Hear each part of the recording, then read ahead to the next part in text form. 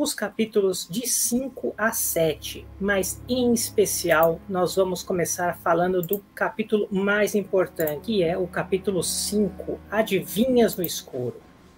E aqui no Adivinhas no Escuro, Felipe, o Tolkien começa de um jeitão que para a época era super novo. Hoje a gente vê um monte de filme que começa assim, né? Quando Bilbo abriu os olhos, ficou pensando se os abrira mesmo, pois estava tão escuro quanto se ficassem fechados. Ou seja, a gente está acordando junto com Bilbo, a gente só lembra que a gente levou uma pancada no último episódio e a gente não sabe de mais nada. É interessante que na época isso era novo, mas hoje a gente vê uma pinta de coisa desse jeito, né? Sim. Hoje em dia, qualquer livro de fantasia que você abre, normalmente ele começa assim, já no primeiro capítulo, né? O personagem acorda e ele tá num mundo completamente diferente e você vai entender depois, através da narração, como foi que ele chegou naquele ponto. O horror utiliza bastante disso. E tem um comentário a fazer sobre esse capítulo 5, que é o seguinte: quando o César me convidou pra live, ele me perguntou, né, qual data que eu teria disponível, e eu escolhi a data pela minha disponibilidade, eu não vi os capítulos que seriam comentados. Esse final de semana que eu fui olhar, na verdade, que eram os capítulos 5 a 7, que eu falei, vou pegar pra reler aqui, e fiquei muito feliz, porque o capítulo 5 e o capítulo 7 são capítulos ali que tem as minhas duas cenas prediletas de O Hobbit, e estou falando disso porque esse começo aí do capítulo 5 que o César comentou foi o momento em que, lá em 2012, quando eu tava lendo O Hobbit pela primeira vez, o livro me fisgou, o Bilbo me fisgou, mais precisamente. Eu falei assim, nossa, eu quero seguir esse protagonista aqui, porque agora eu quero ver o que vai desenrolar a partir dessa história. Por que eu digo isso? Até o capítulo 5, nos 4 primeiros capítulos, a gente tem ali todo o protagonismo do Bilbo enquanto personagem que escolhe, sim, parte naquela jornada, então ele tem a sua iniciativa, só que o Bilbo funciona muito como uma marionete, ele está sendo levado para uma aventura, ele não sabe muito bem o porquê, por histórias que contaram para ele, que ele nem tem certeza se são reais ou não, com uma galera... Tanto que no começo do capítulo 2 fala, ele nem sabe. Ele nem sabe. Ele foi parar fora de casa. Então, assim, ele tá sendo levado e ele tá numa situação onde toda a galera ao redor dele tem um conhecimento muito maior do que tá rolando, né, do que ele. Os anãos, o Gandalf, eles sabem de muitas informações que o Bilbo não sabe. Esse momento aqui é a primeira cena do livro em que a gente tem o Bilbo completamente sozinho, sem o Gandalf, sem os anãos.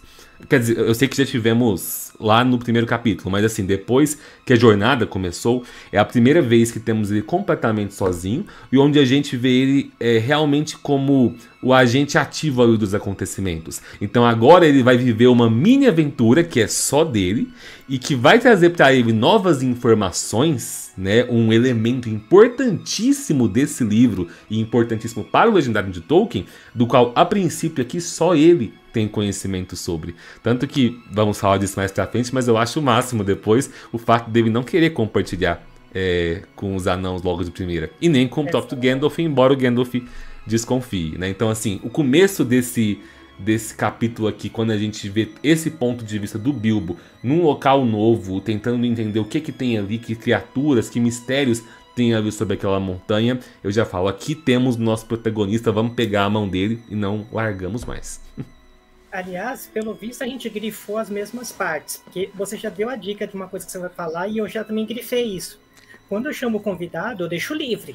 Eu quero que a pessoa venha com as ideias dele, né? Eu tenho a minha pauta aqui, mas a gente vai fazendo esse papo de boteco aqui. A gente viu que o Tolkien estava fazendo escola aí, né? Ele já estava dando a dica, só que aí a gente, logo na sequência no primeiro parágrafo tem: sua mão tocou com o que parecia ser um minúsculo anel de metal frio caído no chão do túnel. Era uma grande virada em sua carreira, mas ele ainda não sabia disso. O Tolkien já tá dando a dica, tá conversando com a gente. Esse tom do Hobbit é gostoso de conversa, né? É o Tolkien, você lê essas frases e você visualiza direitinho o Tolkien com esse livro. Não estou falando que a cena aconteceu, mas é como se tivesse acontecido o Tolkien com esse livro aberto, sentado na cama, olhando para os filhos dele, né, e falando, essa parte aqui presta atenção, tá bom? Porque esse aqui vai ser importante, esse anel, presta atenção. É esse estilo, né, de contador de histórias que é tão presente em um Hobbit e faz essa leitura ser tão prazerosa. Exato, porque o Tolkien ele tem o estilo refinado no Senhor dos Anéis, o estilo mega épico no Silmarillion, e aqui é a contação de história. A gente está aqui ao pé do fogo, batendo aquele papo, escutando, sabendo direitinho o que está rolando ali, né? No meio do caminho, logo depois de ter achado o anel e ter colocado no bolso, ou seja, ele simplesmente colocou no bolso, ele não pensou muito. Vou colocar aqui. Aí ele vira e começa a pensar em fritar bacon com ovos e acender um cachimbo. Olha como a vida do cara era interiorana. Ele tá no meio de uma caverna e ele tá pensando em fazer comida e dar um pitinho. Um pito, como diz lá em Minas, né? Daí ele não tinha como acender o cachimbo. Ele fala, não, foi até melhor, né? Vai que eu chamo atenção aqui e tal. E ele entende que isso daí não era uma boa ideia. Só que tem outra coisa, ele não acendeu o cachimbo, mas ele viu que a espada dele estava acesa. E aí ele fala, mas peraí, aquelas outras espadas que acendiam eram espadas grandes, porque os orcs e o Elrond sabiam o nome delas. E aí ele vê que a espada dele está com uma luz clara, e ele entende que a espada dele também era de Gondolin, e era uma espada de renome. Ele já começa a se sentir diferente aí. E aí ele ganha uma coragem extra. Vem um tema que o Tolkien fala muito, que é aquele tema de você seguir com a missão. Porque ele fala logo na sequência. Voltar, pensou. Não adianta nada. Andar de lado? Impossível. Ir em frente? A única coisa a fazer. Vamos lá. É engraçado, né? Como a gente vê esse daí. Então, tá bom. Eu vou indo. A gente vê isso no Senhor dos Anéis bem refinado, mas aqui é mais bonachão, né? César, se tiver como, você consegue colocar aí na tela o comentário da Falei com Amor, que ela colocou. Esse capítulo de adivinhas é muito legal mesmo. Achei bem sombrio. Já que ela comentou isso, eu queria falar uma coisa. Assim que a gente parte desse momento aí que o César falou, o Bilbo começa a avançar e o Tolkien vai dar depois uma ambientação ali da caverna pra gente, e ele tem todo um tom misterioso de falar de que não sabe se o que habitava no fundo daquela caverna podiam haver seres de outras eras, o que habitava naquelas águas, naquele lago e tudo mais. E pra mim, esse sombrio é algo que o Tolkien sabe fazer tão bem. Tem muitos estudiosos de fantasia que dizem que o horror sempre foi um gênero que estava bem ali lado a lado com a fantasia. E que todo autor de alta fantasia, de fantasia épica, tem que ser também um escritor de horror, porque ele precisa usar elementos do horror em alguns momentos da sua história. Eu disse pro César já que eu quero estar aqui no futuro, quando estivermos falando dos capítulos de Tom Bombadil em Sociedade do Anel, porque eu tenho a firme afirmação de que aqueles capítulos são um puro suco do gênero do horror. E se você nunca sentiu medo enquanto li os capítulos de Tom Bombadil, releia com isso em mente, que no futuro eu volto aqui nesse canal para convencer vocês. Mas nesse capítulo aqui eu nem preciso convencer, porque todo mundo sabe o quão macabro é essa descrição que o Tolkien traz do que essa interrogação, que é o mais assustador em histórias de horror, né? Do que pode haver ali no fundo daquela caverna, seguido depois da apresentação do Gollum, né? Que aí é só tensão em cima de tensão conforme a gente vai lendo esse capítulo. E o legal é que a gente fica com medo, mesmo que assim, olha aqui que legal esse comentário do Ricardo. Tolkien solta spoiler mesmo. Já disse que o Bilbo viu as águias lá na frente da história. Já fala até em que batalha elas vão aparecer. Só que o mais louco é que você saber de alguma coisa lá na frente, isso não muda o medo e a tensão que você sente agora. A construção da cena, ela é tão hermética que você continua com medo mesmo sabendo que lá na frente tá resolvido. Isso é muito louco. Aqui, até colocar aqui as sutilezas. É isso mesmo. E o pessoal gosta dos spoilerzinhos que tem no Hobbit. Eu também gosto. Dá uma aliviada, mas a gente ainda fica tenso, mesmo sendo sutil. Aliás, você falou aqui de coisas que viviam nas profundezas da montanha. E tem uma frase que faz assim: não sabia nadar e também ficou pensando em coisas nojentas e cheias de moco, com grandes olhos inchados e cegos. retorcendo-se na água. Há coisas estranhas que vivem nas lagoas e lagos no coração da montanha. Mais para frente, algumas dessas cavernas também remontam em seus inícios a eras anteriores aos gobelins. Ou seja, aqui ó, em certos cantos rastejando e espreitando. Esse negócio das raízes da montanha conterem criaturas inomináveis, isso é um clássico do terror. E a gente vê isso depois lá na Sociedade do Anel, porque a gente vê nas Minas de Moria, ou seja, ainda naquele miolo das Montanhas Nevoentas, duas criaturas das profundezas. Ou seja, ele já vai te indicando que, ó, quando vier o próximo livro, você vai lembrar disso aqui. Ele já vai estar dando essa dica já. Um pouquinho antes dele falar das profundezas, ele fala que o Bilbo, como todos os hobbits, é muito resistente, se recupera muito rápido de arranhões, quedas e possui uma grande sabedoria. Uma sabedoria mais peculiar, mais interiorana. E a gente vai ver que esse capítulo dá muitas características hobbits, seja pelo Bilbo, seja pelo Gollum, quando a gente vai descobrir, né? Ainda quando a gente começa a entender quem era o Gollum, que o Gollum começa a aparecer, a gente descobre que ele era traiçoeiro. Quando ele atacava e comia goblins também. E aí mostra que quando ele atacava sempre da mesma forma. Ele esganava por trás, pegava os goblins sozinhos, maneira traiçoeira, e um comportamento que fica muito evidente no Senhor dos Anéis. Né? A gente vê isso como sempre uma deixazinha para o que está vindo. Mas a parte que mais me pega, e eu não sei se vocês sentem isso, é uma frase que fala: na verdade, Gollum vivia numa ilha. Felipe, quando fala que ele vivia numa ilha, ele fala numa ilha de pedra coberta de limo no meio do lago. Te vem alguma outra ideia do que é uma ilha?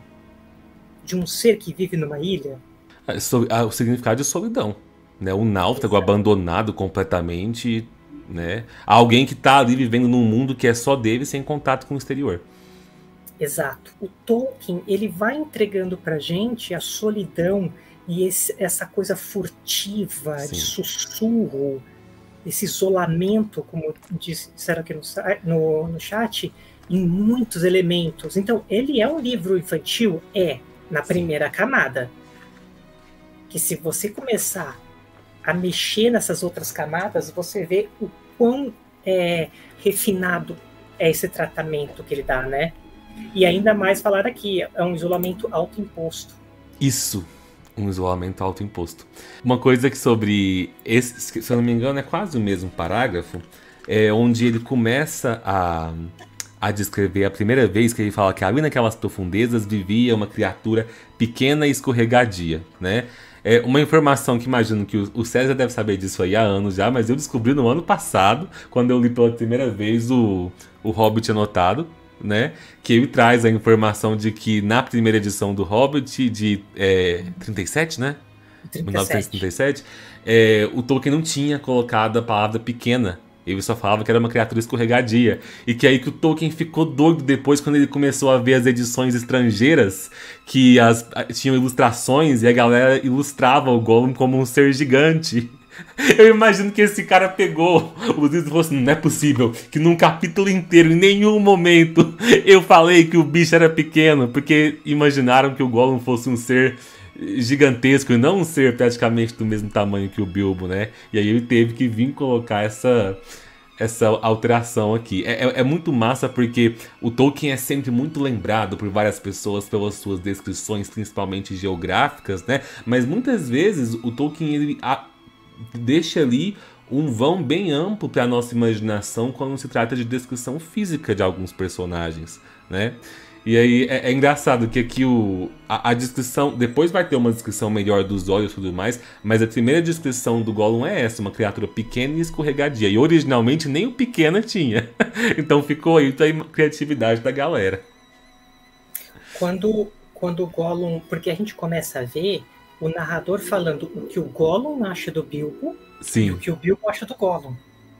E a gente começa a ver que certas coisas têm o mesmo modus operandi, mas por os opostos. O Gollum fica ansioso, só que ele fica assim, ó, estava ansioso, falando do Gollum, para parecer amigável. Por enquanto, pelo menos, até que descobrisse mais sobre a espada e o Hobbit, se estava mesmo sozinho, se era bom de comer. Essa era a cabeça do Gollum. No parágrafo seguinte, muito bem disse Bilbo, que estava ansioso para concordar até que descobrisse mais sobre a criatura. Se estava mesmo sozinha, a mesma coisa que o Gollum estava pensando, se era feroz ou se estava com fome. Ou seja... Isso é tão legal, porque esse capítulo, se você pega ele, entrega de uma criança e fala que é uma fábula isolada, ele funciona, ele tem o começo, meio e fim de uma fábula.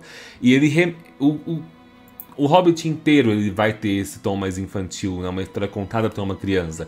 Só que aqui é tão uma história de contos de fadas, porque em contos de fadas, principalmente os contos que têm um aspecto mais tenebroso, quando eles estão voltados para o público infantil, o maior ato que um vilão pode fazer é devorar o protagonista. Então esse medo de, tipo assim, ele quer comer, sabe? É uma coisa que, novamente, imagina o Tolkien lá, velhinho, contando pros seus filhos, e os filhos, meu Deus, papai, ele quer comer o Bilbo, não! Eu acho isso muito bom. A ideia do Tolkien era que os contos de fada, de fato, tinham que respeitar mais as crianças. Você pode dar uma pesada na mão. A criança, ela vai digerindo, ela vai criando uma casca com isso. Claro, você não vai ser, né, louco, mas você dá umas... Você indica, olha, existe um perigo aqui, né? E aí eles começam a contar um negócio. Olha, eu quero sair daqui. Olha, eu quero ver se você tem um gosto bom. E eles falam, não, então vamos fazer uma disputa de adivinhas. Parece ser meio aleatório. Mas a gente percebe como essas duas criaturas pensam parecido e concordam com o mesmo tipo de... Ou seja, essas criaturas são muito parecidas. A gente tem que ler o Hobbit limpo, a gente não sabe de mais nada. Essas criaturas, de fato, são parecidas. A gente começa a saber que quando um começa a fazer adivinha para o outro, o que eles fazem? Eles fazem adivinha falando de coisas que eles lembram ou que eles vivem. Então, normalmente, as coisas que o Bilbo fala são coisas que envolvem o sol, a casa, e as coisas que o Gollum fala são coisas mais soturnas, o mastigar, o dente. Inclusive, ele fala que ele tem 6 dentes. E se a gente lembrar, no filme ele não tem 6, no filme ele tem 9. E aí ele fala que tem só 6 dentes, né? Do nada ele solta a gente vai comer ele, e aí ele fala de dente e ele fica com mais fome. E no meio do caminho, a gente começa a descobrir um pouco do passado do Gollum. É dito que essas memórias incomodavam ele, porque ele estava há tanto tempo nas profundezas, e aí ele lembrava de quando ele vivia perto do rio com a avó dele. Sim. E além disso, ele tinha amigos que viviam em tocas, que tinham jogos engraçados. E aí você começa a fazer, peraí... Ele é uma criatura pequena, que pensa parecida com Bilbo, vivia em toca, ele tinha uma avó, ele tinha uma família, e depois ele ficou recluso. E a gente começa a formar um pouco mais dessa imagem que a gente tem do Gollum, né? E não só isso, né? Se eu não me engano, eu tava tentando contar aqui, são 8 charadas que eles trocam um com o outro, se eu não me engano. Dessas 8... antes de cada uma delas ser dita, o Tolkien sempre descreve o que tanto o Gollum quanto o Bilbo pensaram, né? Tem algumas que parece que eles estão meio que tentando criar adivinha na hora, mas algumas, tanto o Bilbo quanto o Gollum, já tinham em mente algo que eles ouviram de alguém, algo que era tradição. Então a gente vê até, ou seja, que eles não só têm tudo isso em comum, mas eles têm uma tradição compartilhada ali, uma cultura que parece bem próxima, né? Exato, existe um histórico, existe uma cultura oral, uma tradição oral, né? Que isso fala muito alto para o Tolkien. O Tolkien gostava dessa questão da poesia, da música, que é onde as culturas nasceram. As culturas nascem da tradição oral e depois dos desenhos, das pinturas de rosto, das pinturas rupestres, esse tipo de coisa. Conforme o jogo de adivinha começa a rolar, começa a ficar tenso. A gente sente que a tensão tá subindo, e aí o Bilbo quase perde uma lá, só que aí ele lembra que a resposta era tempo. Não, pera, eu preciso te interromper, César, porque essa parte eu tenho grifado aqui porque eu amo. Ele não lembra que a resposta era tempo. Ele descreve ali falando que ele estava apressado porque ele não estava lembrando, e aí ele fala, ele quis pedir mais tempo, e acabou dizendo tempo, tempo, tempo. E quando ele fala tempo, que ele estava pedindo mais tempo, ele percebe que era a resposta certa. Eu acho. São dois momentos que eu tenho grifado aqui que eu acho excelente. Esse do tempo, que não era a resposta dele, ele deu sem querer e acertou. E aí, se eu não me engano, em seguida, quando ele bota a mão no bolso, né? E aí ele tinha esquecido que ele tinha um anel. E ele pergunta em voz alta: o que eu tenho no meu bolso? E aí o Gollum acha que essa é a pergunta. Então eu acho extraordinário isso aqui, porque pra mim é muito fábula, é muito contos de fadas. Ele deu uma resposta que não era a resposta dele, mas acertou. E depois ele fez uma pergunta que não era a adivinha dele, mas funcionou como adivinha. Eu acho muito bom. Eu grifei essa parte também e tá escrito assim: Bilbo foi salvo por pura sorte. Sim. Pois aquela, claro, era a resposta.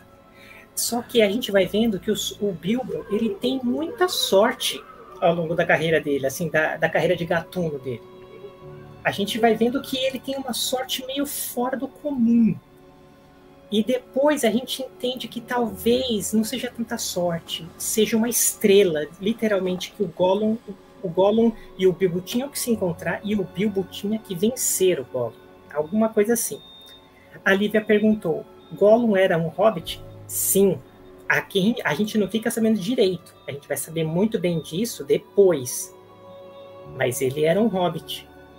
Aqui a Camille falou, era um dos cascalvas. O Bilbo era cascalva, porque é casca alva, pele branca. Então o Bilbo era bem branquinho.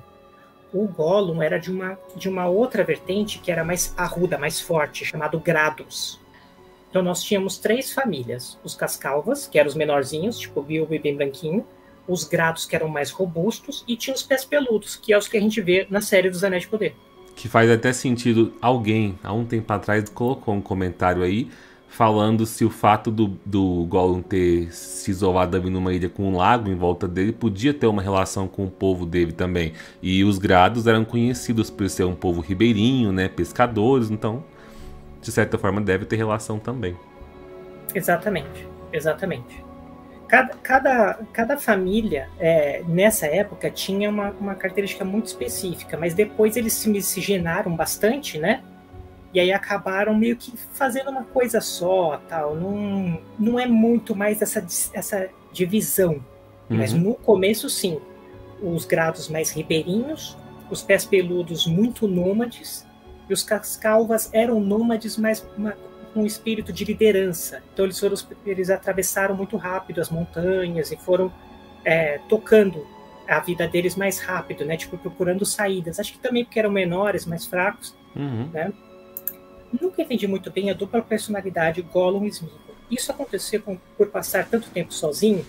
Também. O que acontece, Tamires? Aqui a gente vê que o Gollum tem um comportamento esquizofrênico. Conforme ele não conseguia acertar a charada e ele sabe que ele pode perder, ele começa a balançar, ele coloca a mão nas cabeças e começa a balançar. Ele fala sozinho, ele cria mentiras, o próprio autor, o narrador, fala que ele criava mentiras para si mesmo. E ele começava a acreditar nelas pela repetição.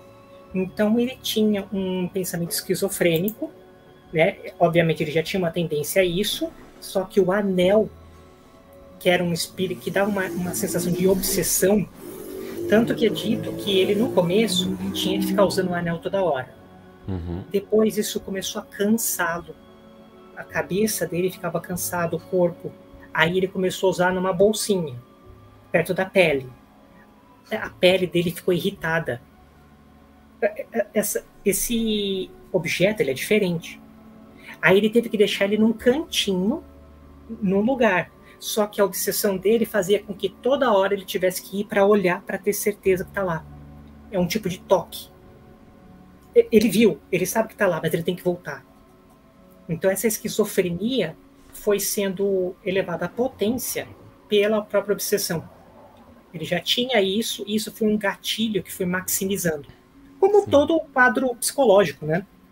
O Gollum, pra mim, é o personagem mais bem construído do Tolkien. Eu sou fascinado por esse personagem, por quão complexo ele é e o quão grandiosa é a participação dele em toda a saga. A gente só consegue se dar conta disso quando a gente chega no final do Retorno do Rei. Eu adoro a jornada desse personagem, que é um personagem que foge muito dos arquétipos do que a gente iria esperar de uma clássica jornada do herói, de quem vai interferir na jornada dos protagonistas e tal.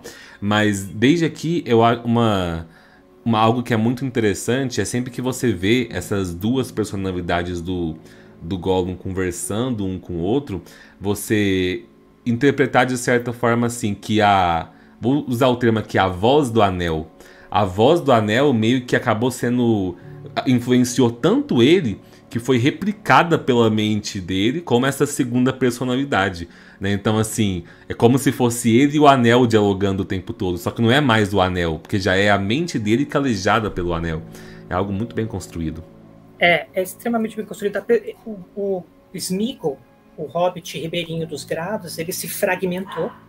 Ele se dividiu em dois, e ele tem essa discussão entre o Sméagol, que ainda tem resquícios do que ele foi um dia, e do Gollum, que é a criatura com toda a esquizofrenia, com a solidão, com aquela coisa impulsiva, violenta.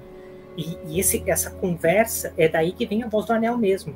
Muita gente fala, o anel fala... Não, o anel fala com você, porque você escuta ele. O anel não fala, é você que escuta ele. É diferente. Tem um quê de vício também. Acertaram aqui.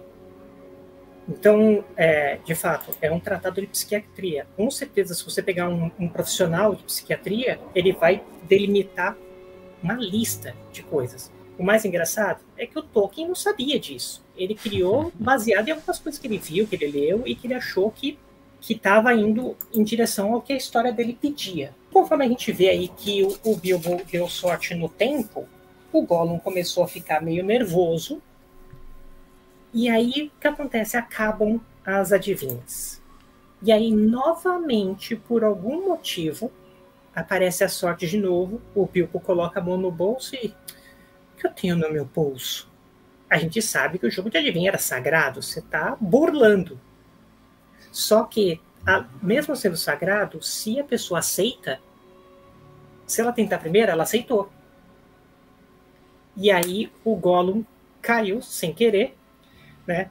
Essa obsessão do Gollum de conseguir as coisas, porque ali quem estava sobre poder era mais o Gollum do que o Sméagol, né? Tá ruim.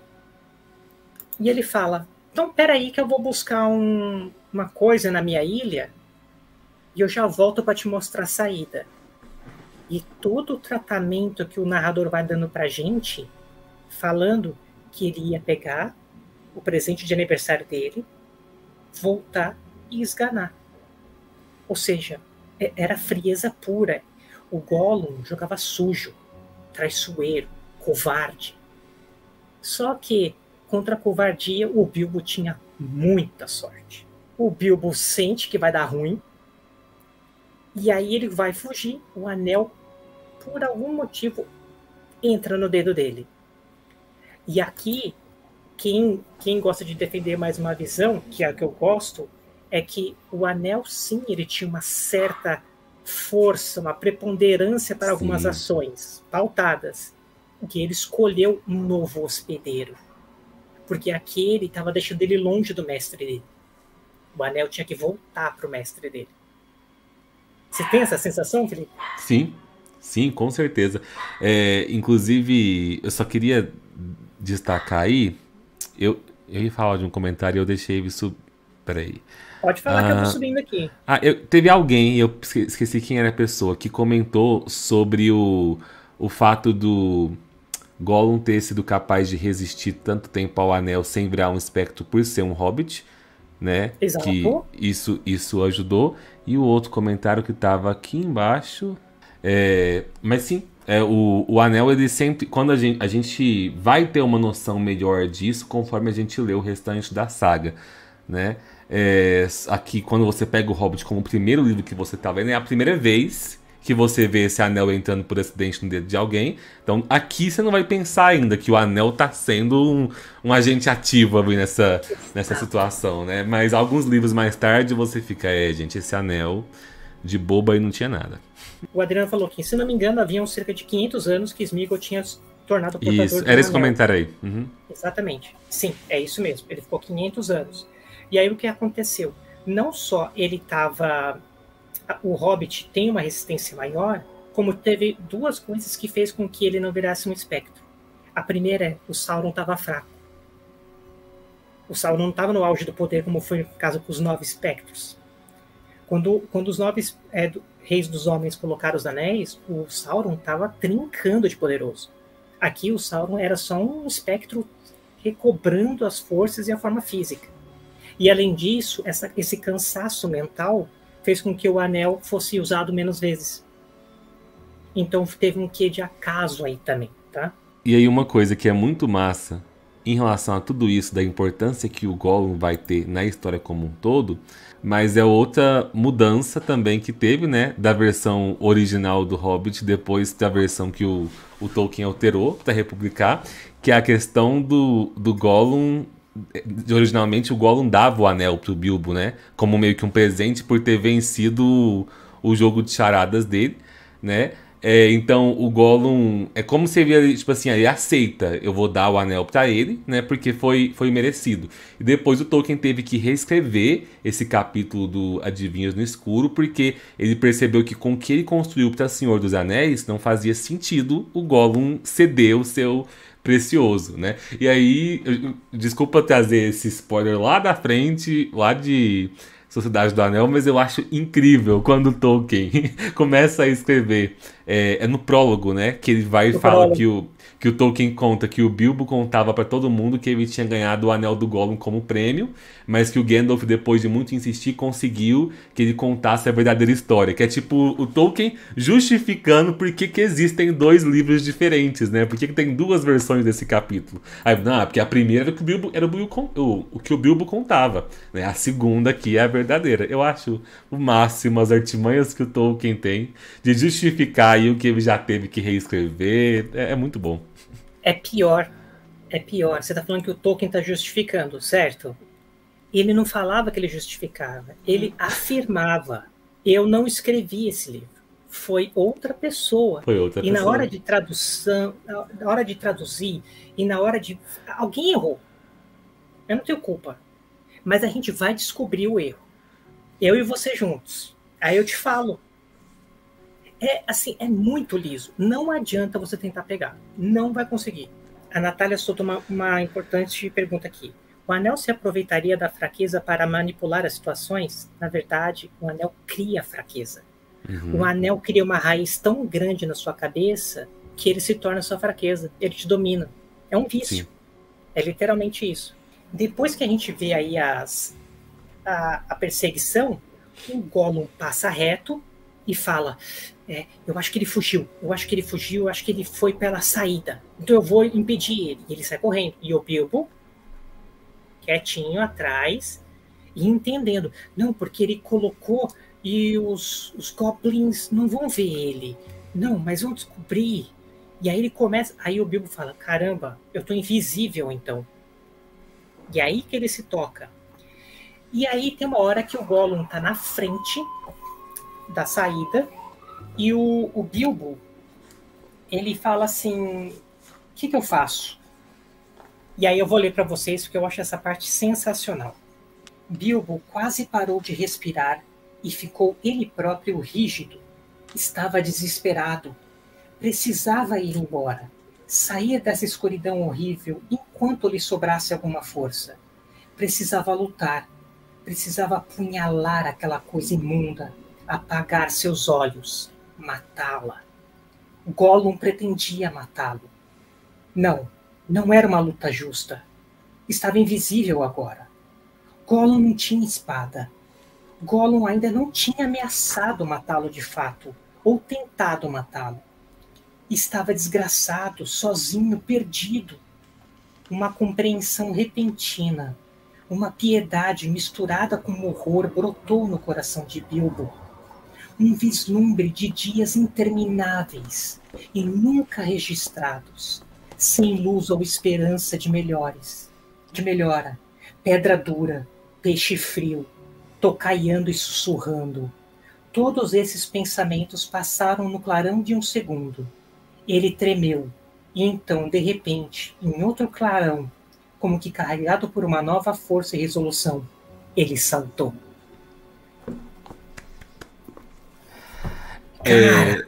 Lembra que eu falei que quando eu comecei a ler esse capítulo a primeira vez, eu falei, nossa, agora eu tô com esse protagonista? Pra mim, esse capítulo aqui, o encerramento dele, é o que eu disse, funciona como uma fábula. Se você pegar esse capítulo sozinho, entregar pra uma criança, tem ali início, meio e fim de uma história, né, com lição de moral ainda no final. O que eu mais gosto no Bilbo enquanto personagem, o motivo pelo qual eu sempre me identifiquei com ele, porque eu acho que tantos leitores se identificam com o Bilbo, é porque ele decidiu partir nessa aventura, só que é uma aventura para a qual, fisicamente falando, digamos assim, ele não estava pronto. Ele não estava pronto para sair por aí com uma espada enfrentando inimigos, então ele vai enfrentar cada situação com as qualidades que ele tem. E o Bilbo, o que eu mais me identifico com ele, que tudo bem, ele tem uma mente ágil, né, uma mente inteligente, mas dentro do coração dele, ele é um trouxa, coitado. Ele é um trouxa que tem pena que e eu gosto de como em todas as situações desse livro, capítulo por capítulo, o Bilbo é sim muito valente, mas em 90% delas ele resolve as situações como o Bilbo resolveria. Ele vai tentar dialogar com os Trolls, ele vai encontrar um dragão, e ele é o jogador de RPG que eu sou, que tenta usar a diplomacia em tudo. Né? Então ele vai usar a diplomacia antes de qualquer coisa. E aqui ele é o personagem que, depois de tudo que aconteceu, porque assim, ele ainda joga uma... Ah não, mas não tentou me atacar até agora, ele tava tentando te comer, você entendeu isso? Ele ia te devorar. Mas... será? Mas será? É isso. Mas ia mesmo, ele não fez. Enquanto ele não fez, tem essa compaixão dentro dele. Né? E é essa compaixão aqui que faz a gente se cativar pelo personagem. E ele simplesmente faz uma das ações mais inteligentes desse capítulo, que é o quê? Saltar. E aí a gente vai descobrir que depois foi a piedade do Bilbo, né? Inclusive o Lucas Valentim colocou aqui um comentário sensacional, que é: esse momento o Bilbo determinou todo o destino da Terceira Era. Sim. Foi a piedade dele, e ele não poderia fazer outra coisa, porque ele é assim, ele não poderia fazer nada que não fosse natural dele. Ele não tinha isso, ele só queria escapar, ele não queria atacar a criatura. E ele teve dó. E tem uma hora que o Tolkien coloca uma sequência de coisas e a gente forma a imagem na cabeça. Ele fala: pedra dura, peixe frio. Pronto, você fez a imagem. A vida do Gollum era aquilo. É apagar seus olhos. Nossa, é pesadíssimo isso. Como alguma coisa que se esvai, que some, né? Como fumaça. E aí ele dá esse salto, ele escuta depois os gritos de ladrão, ladrão, ladrão bolseiro, nós odeia ele, nós odeia ele, nós odeia ele para sempre. E aqui, quem está lendo a tradução da WMF não vai pegar a mesma ideia, porque antes o Bilbo era sempre chamado de gatuno, porque é burglar. Aqui é a primeira vez que ele é usado thief, ou seja, thief, ladrão. Né? O Gollum tem essa coisa, ele chamou os outros de sujo, de ladrão, ele insulta muito. Só mais um detalhe, além dele chamar de ladrão, ele também ficou gritando bolseiro, nós odeia ele. Ou seja, ele não gritou Bilbo, ele gritou bolseiro, porque o nome bolseiro fica na mente dele lá pro Senhor dos Anéis depois. Uma coisa que ele fica remoendo: bolseiro, ladrão, condado. Ele sempre fica com isso em mente. Ele sabe disso E isso fica reverberando na cabeça dele. Logo depois, o Bilbo começa a escapar, a correr, e é dito que o teto é um pouco baixo para gobelins. Ao menos para os grandes. Ou seja, tem dois tipos, que é o Hobbit e Gobelin. Pensou Bilbo. Aí o narrador fala pra gente, sem saber que até os grandes, os orques das montanhas, caminham em grande velocidade, bem abaixados, com as mãos quase no chão. Então é como se os gobelins tivessem os braços, os membros um pouco maiores, como se fosse um orangotango, assim, eles têm uma coisa meio desproporcional, e isso lembra que os orcs não são grandes como a gente vê nos filmes, em especial do Hobbit. Os orcs são mais ou menos da altura de um hobbit, 1,20 m, 1 metro, no máximo 1,5 m. Os grandes têm 1,70 m, os Uruk-hai.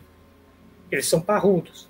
Então, isso é uma coisa que a gente pode desconstruir também. Os orcs, eles são menores mesmo. Eles ganham pelo volume e pela violência. Ele é uma violência crua mesmo, assim, instintiva, né? É meio tribal o negócio assim deles, né? Aí rola um momento muito trapalhões, na hora que ele vê que tem um monte de goblins na saída e ele quer passar por aquela fresta, fala: o lugar estava cheio de goblins correndo para todo lado. E o pobre hobbit se esquivou de um lado para o outro, foi derrubado por um goblin que não conseguiu entender o que tinha trombado, saiu rastejando de 4, deslizou por entre as pernas do capitão, bem na hora levantou-se e correu até a porta. Sabe, tipo, ainda assim o Tolkien coloca umas presepadas, mesmo nessa tensão toda, e essa coisa vai soltando, até que ele tenta escapar, ele fica preso, porque ele é barrigudinho, né? E aí é dito que eu adoro essa parte aqui, o coração de Bilbo pulou para fora da boca, remexeu-se com força terrível, botões estouraram para todos os lados. Tinha atravessado com o colete, com o casaco e colete rasgados, pulando degraus abaixo, feito um cabrito. A última palavra do capítulo é uma frase curta, com três palavras. Bilbo tinha escapado. O Tolkien gosta de fazer esses fechamentos. Ou seja, aconteceu tudo isso e ele escapou. Me arrepio inteiro ainda. Sim. Não importa quantas vezes eu lia isso. Deixa eu ver se passou por essas e outras que, quando você tiver com saudade de O Hobbit, mas não tem tempo de reler o livro inteiro, quer só dar uma lidinha em alguma coisa, abre nesse capítulo. Abre nesse capítulo e lê. Esse capítulo sempre funciona perfeitamente isolado. Exatamente. Sim, né? Falando da relação do Bilbo e Frodo, né? Uhum. Se identificaram com Gollum em momentos diferentes, por razões diferentes, mas ambos por piedade. Que é uma coisa que o Sam não conseguia entender, porque o Sam não tinha essa conexão. A Lara falou aqui, na tradução da Martins Fontes também diz ladrão, César. Isso. Só que, nas vezes em que a WMF deveria dizer gatuno, é ladrão. Então, todo livro é ladrão. Aqui, quando você lê ladrão, na WMF, ele não tem o peso que tem na nova. Porque na nova sempre foi chamado de gatuno. Ele nunca foi chamado de ladrão antes. Aqui é a primeira vez que ele é chamado de ladrão. Aos berros, né? Então isso dá uma pesada. É um xingamento mesmo, porque gatuno é a função dele, é a profissão. Ladrão Exato. Opa, aí não, né? Rodolfo trouxe um eco do Silmarillion aqui, igual o do Fingolfin chama Morgoth para o duelo e Tolkien escreveu, e ele veio. É mesmo. E na queda de Gondolin tem Melkor vem contra nós. Nossa! O Tolkien é aquele cara... Sabe aquele One Punch Man? Assim, tipo... Ele não entra na briga. Ele já te dá um golpe pra você morrer. Ele bate com muita força, sabe? E na Martins Fontes está escrito anões. Exatamente, eles não usavam anãos. E aqui termina o capítulo 5. Pesado. Pesadíssimo. Eu vou fazer só um pequeno adendo aqui, porque o Felipe já tinha trazido essa bola. Mas no nosso 6º e último encontro, eu vou explicar essa correlação entre o Hobbit de 37 e o Hobbit de hoje. Essa correlação a gente pode fazer com 5 livros e eu vou explicar como que você pode ler para entender. Desses 5, só um não está traduzido. tá? Mas o fato do primeira versão de 37, o Gollum, o Anel não era importante. Por quê? Porque era só um livro que ele escreveu para os filhos. Quando a editora chega para o Tolkien e fala, queremos uma continuação do Hobbit, e o Tolkien começa a usar o Anel como fio condutor, ele fala, poxa, mas no livro que eu escrevi de 37 não era importante assim. O Tolkien é tão ligeiro que ele volta no Hobbit, muda o capítulo 5 que a gente acabou de ler, muda tudo, faz com que o Gollum, ao invés de dar de presente o anel, porque ele perdeu as adivinhas, ele rola esse negócio de ladrão. O Bilbo não conta a história direito para o Gandalf e para os anãos, e a gente vai descobrir a verdade quando? Só no Senhor dos Anéis. Então, o Tolkien falou que a versão de 37 é porque o Bilbo mentiu. Quando ele soube que o Bilbo tinha mentido, ele fez a versão de hoje. Eu vou explicar na última live, na sexta, que é a recapitulação, como que você consegue ler todas essas versões meio que dando uma sequência e dando os upgrades. A versão que a gente lê hoje não é de 37, a versão é de 51, depois de 66 é a que a gente lê hoje. É muito doido. Mas eu vou explicar tudo. Eu vou pegar esse slide, eu vou puxar seta, vou escrever, vai ficar assim, tipo, bem coisa de maluco, aquele negócio do meme.